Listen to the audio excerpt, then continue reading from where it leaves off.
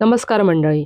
मकर संक्रांती विशेष कुठलाही पाक न करता तोंडात टाकताच विरघळणारी खुसखुशीत तिळाच्या वडीची रेसिपी आज आपण बघणार आहोत. चला तर मग आपण रेसिपीला सुरुवात करूया.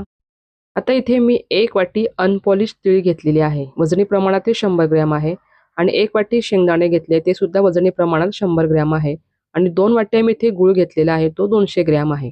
तुम्ही इथे वाटीचं प्रमाण देखील घेऊ शकता. आता इथे मी जाड बुडाची कढई ठेवलेली आहे. सुरुवातीला आपण इथे तीळ भाजून घेणार आहोत. तीळ भाजताना आपल्याला गॅसची फ्लेम अतिशय लो ठेवायची आहे. कारण तीळ ही आकाराने लहान असल्यामुळे ती पटकन भाजली जाते.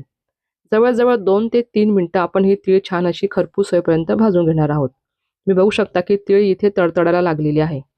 मस्त तीळसुद्धा आपली इथे खरपूस छान अशी भाजून झालेली आहे. आता ही तीळ आपण थंड होण्यासाठी साईडला एका प्लेटमध्ये काढून घेणार आहोत. आता पुन्हा त्याच कढईमध्ये आपण 1 वाटी शेंगदाणे भाजून घेणार आहोत.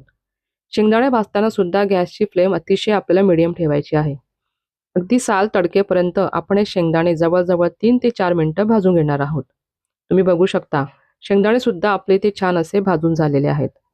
आता शेंगदाणे सुद्धा आपण दुसऱ्या प्लेटमध्ये काढून घेणार आहोत. आता हे शेंगदाणे आपण थंड व्हायला ठेवूया.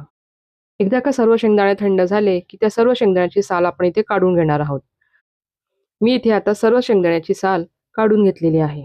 शेंगदाण्याची साल काढल्यानंतर हे शेंगदाणे आपण मिक्सरला वाटून घेणार आहोत. आणि सगळ्यात महत्त्वाचं, शेंगदाणे वाटताना आपल्याला याचा बारीक लगदा अजिबात करायचा नाहीये.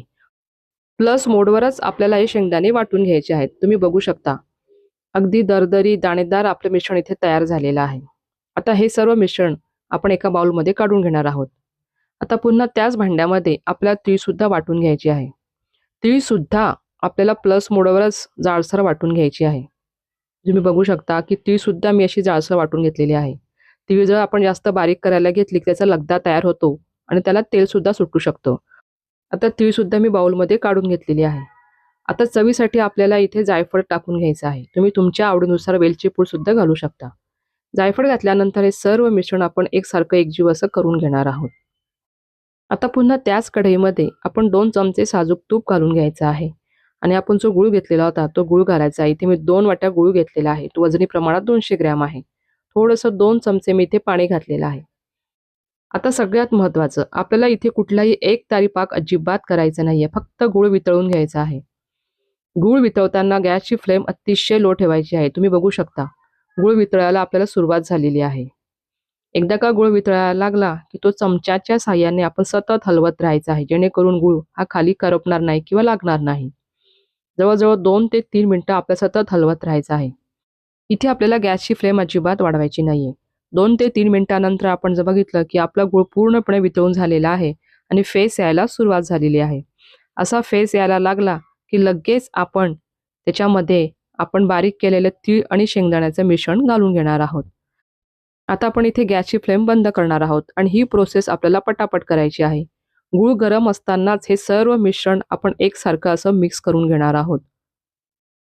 जोपर्यंत असा गोळा तयार होत नाही, तोपर्यंत हे मिश्रण आपलं सतत 2 ते 3 मिनिटं हलवत राहायचं आहे. एकदा काय मिश्रणाचा गोळा तयार झाला, त्याच्यात आपण 1 चमचा तूप पुन्हा घालून घेणार आहोत. त्याच्यामुळे काय होईल, आपल्या वडीला चकाकी खूप छान येते आणि चवीला पण ही वडी खूप अप्रतिम लागते. आता इथे सुद्धा ही प्रोसेस आपल्याला पटापट करायची आहे.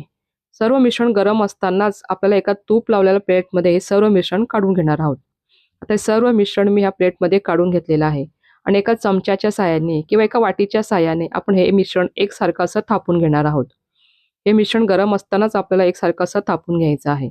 मी इथे चमच्याच्या साहाय्याने सर्व मिश्रण एकसारखं असं थापून घेतलेलं आहे. आता इथे मी वरून थोडेसे तीळ टाकून घेत आहे आणि थोडासा मी इथे खोबऱ्याचा कीस टाकून घेतलेला आहे. त्याच्यामुळे काय होईल, वडीला चव अप्रतिम अशी येते. आता हे सर्व टाकून घेतल्यानंतर हे सर्व मिश्रण आपण थोडंसं थंड व्हायला बाजूला ठेवणार आहोत. हे मिश्रण आपल्याला पूर्ण थंड अजिबात करायचं नाहीये. थोडंसं कोमट असतानाच आपल्याला याच्या वड्या पाडून घ्यायच्या आहेत. तुम्ही जर हे मिश्रण पूर्ण थंड होऊ दिलं, तर याच्या वड्या आपल्याला अजिबात पाडता येत नाही. त्यामुळे थोडं कोमट असतानाच आपण याच्या वड्या पाडून घेणार आहोत. आता मी इथे डायमंड शेपमध्ये वड्या पाडून घेत आहे. तुम्ही तुमच्या आवडीनुसार स्क्वेअर शेप किंवा डायमंड शेपमध्ये वड्या पाडून घेऊ शकता. आता सर्व वड्या कट करून झाल्या, की हे मिश्रण आपण थोडं 5 मिनिटं थंड व्हायला ठेवूया. 5 मिनिटांनंतर आपण जर बघितलं आपलं मिश्रण हे थंड झालेलं आहे. आता आपण वडी काढून घेणार आहोत. तुम्ही बघू शकता वडी अशी पटकन निघालेली आहे. कुठलाही 1 तारी 2 तारी कडक पाक न करता फक्त गूळ वितळून घेतलेला आहे आणि मस्त आपल्या खुसखुशीत वड्या इथे आपल्या तयार झालेल्या आहेत. आणि चवीला तर ही वडी अप्रतिम अशी लागते. अगदी पहिल्याच प्रयत्नात सगळ्यांना जमेल अशी तिळाची वडी इथे आपली तयार झालेली आहे. मग ही तिळाची वडी तुम्ही घरी नक्की ट्राय करून बघा आणि रेसिपी आवडल्यास एक लाईक करायला विसरू नका.